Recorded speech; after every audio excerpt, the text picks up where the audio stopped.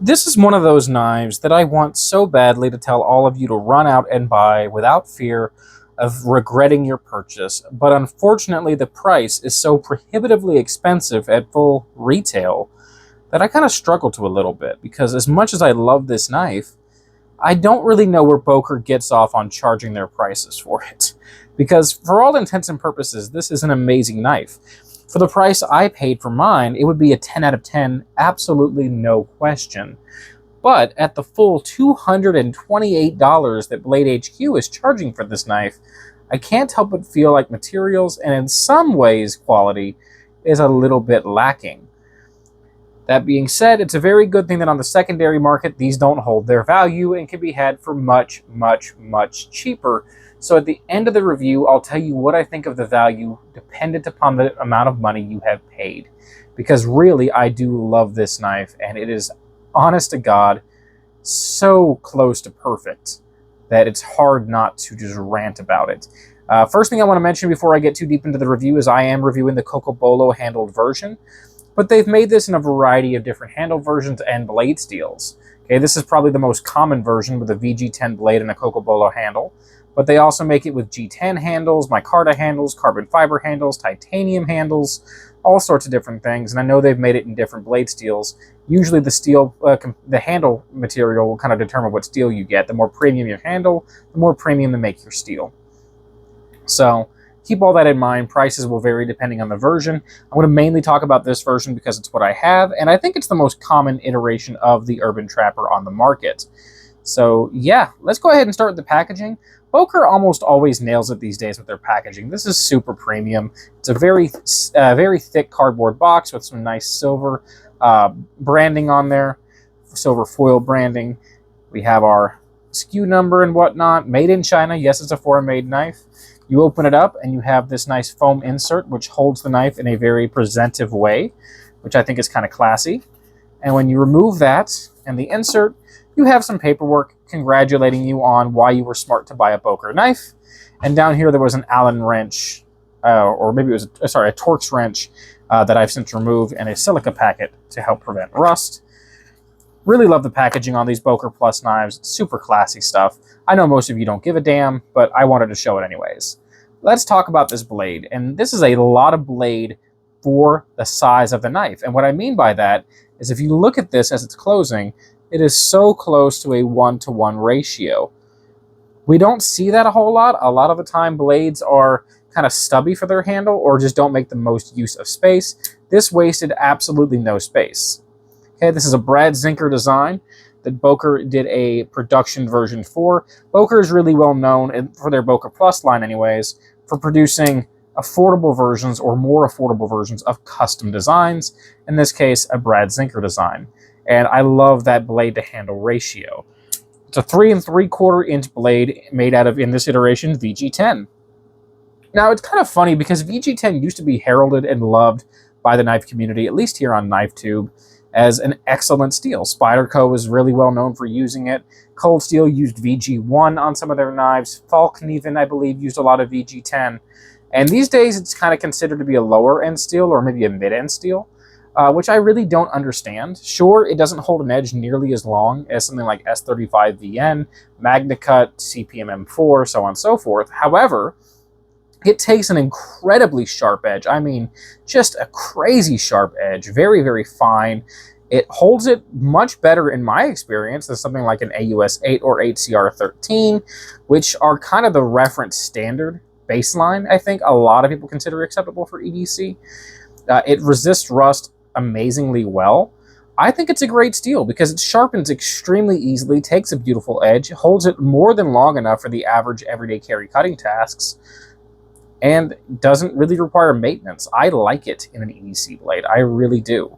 The shape on this is kind of a very slender drop point meant to resemble the main blade of a trapper. I really should have grabbed my case trapper to show that off, but oh well, you guys can Google what a traditional trapper slip joint looks like. Very classic, very useful blade. And you can see that I've got some blood on this blade, and that's because I used this not that long ago to do some at-home quote-unquote surgery on an infected hangnail in my thumb. In fact, you can see that thumb healing now. So what I had done is with this very fine surgical precise tip. You can see some blood on the back there. I use that to actually cut into the the bed of my thumb and cut away at the infected tissue so that I can pull the hangnail up, the part that was growing into my nail bed, get underneath there and pry that up so that I could then clip it away. And then I used this portion of the blade to cut away that infected tissue. And then I applied some triple antibiotic ointment and wrapped it up in a Band-Aid meant for fingers. And that allowed it to heal. And I haven't bothered cleaning the blade off just because I've been lazy. And I think it also is good to illustrate the performance of this knife. That is a random task. No, you probably should just go to a hospital instead of doing what I did. But I think it's the kind of thing a lot of guys will do instead of going to see a doctor. And, that tip was very fine for it, and that blade sliced really, really, really well. For more standard cutting tasks, I've obviously used this in EDC, opening up many, many Amazon bubble mailers and cutting tape at work and at home, because I did carry this at work for a little bit before I got scared of losing it. So I've put it through a lot of the standard EDC tasks. I've sliced some food with it at a restaurant when they didn't provide me a knife. It did really well at everything. It's a very thin stock. It slices absolutely beautifully. We are flat ground from about 3/8 of the way down the blade. Nicely satin finished on that blade. Absolutely love everything about it. Super slicey, super penetrative tip. Absolutely adore the blade on this thing. It is absolutely perfect. And again, that blade handle ratio is spot on. Deployment and lockup is a little bit of a miss on this one. The deployment is super fast and smooth. It's riding on a ball bearing system in the pivot, and it's very drop shot, as you guys can probably see. Working on that camera is a little awkward. Let me just get straight up and down. Very drop shot action. Centering is perfect. The lockup, side to side, I'm tight, up and down. I don't know if you can hear it. Maybe you can see it if I'm steady enough. Don't know if you can see that. I have a tiny, tiny bit of lock rock, and that is caused by the titanium liner lock, because this is a titanium frame. That liner lock is titanium, and titanium is much softer than steel.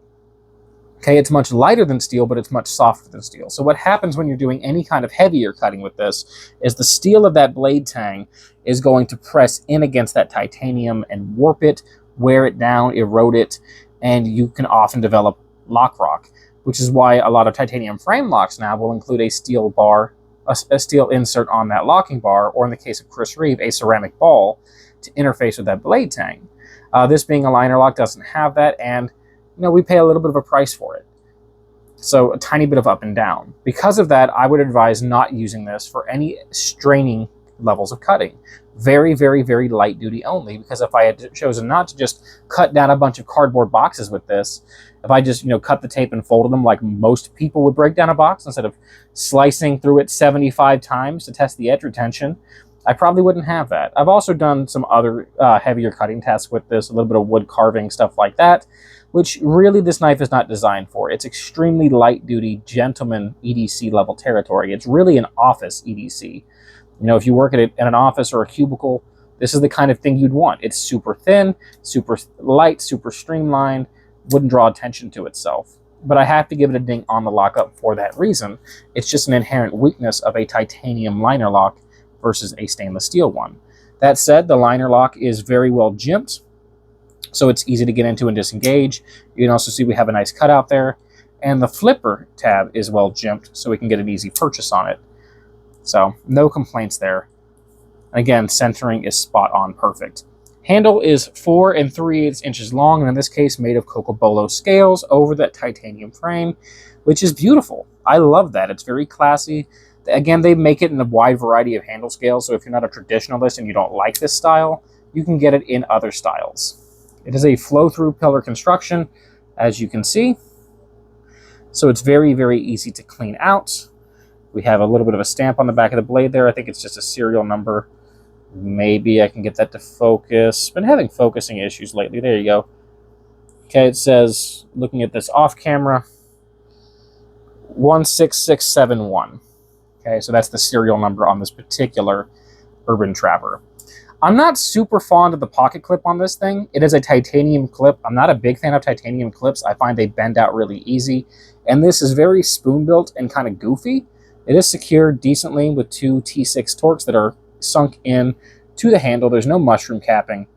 But if you look at the end, it flares out quite a lot, which means this is likely to get caught on things. And being titanium, it will bend much more readily than steel.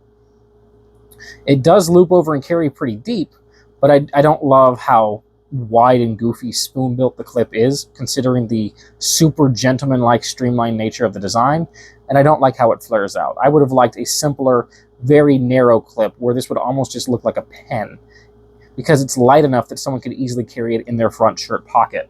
Let's go ahead and show you how this rides. I'll bring in the cutlery lever pocket and give you that demonstration. It does bury deep. A tiny bit of the knife is exposed. Not a huge deal, though. A lot of folks love that loop over style.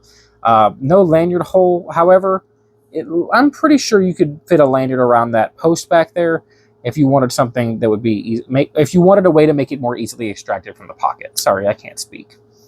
To adjust the knife, you will have to take these handle slabs off, and all your body hardware is underneath there, by the way. So adjusting the pivot, you will have to take the slabs off in order to get to it. But yeah, not a huge fan of that clip. The weight is a huge win. Let's go ahead and bring in the scale, because even if you don't care about weight, if you are carrying this in the office, you're wearing slacks, you're wearing a suit, a button-up shirt, dress shirt, all of that fun stuff, a knife will very quickly weigh down your pocket with that very thin, very light fabric. So you need something that's very light to not, cause a noticeable weight in your pocket. Well, 1.85 ounces is all this thing weighs. 1.85 for a 3 3/4 inch blade. And that is due entirely to the use of titanium rather than steel, and wood, which is a very light material in this case. Super, super, super light. And that's part of why I love this thing so much. If it was heavier, I wouldn't love it near as much. But it is incredibly light for such a big blade and such a useful blade shape. Didn't mention the ergonomics, but the ergonomics are great. It feels nice in hand. Clip, I can feel in my hand just a little bit, not a big deal. I love the way this thing feels. Absolutely love it. I love the way that it carries, aside from, again, that flare up on that clip. For my everyday carry, the spoon build isn't a big deal, but I think it really does detract from the otherwise perfect office look of this knife. They really could have made it look just like a pen when in your pocket. I think CRKT CEO would be a great example, which would also be a great competitive option against this if I owned it. I didn't actually prepare a competitive options segment for this knife because I don't have anything else that really compares with it for what it offers at its size and weight. It kind of stands largely alone in that field. The biggest issue with this knife is the price.